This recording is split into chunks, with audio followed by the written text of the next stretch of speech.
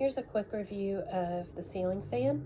Here's the remote. It's got lots of features, as you can see, speeds 1 through 6, the light, the power, reversing the fan blades for summer and winter, up, lowering and raising the brightness, and then a timer, which is nice, 1 hour, 3 hour, 6 hour.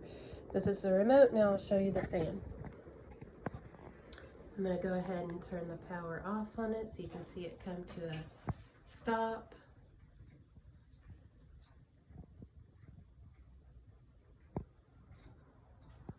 This fan is extremely powerful.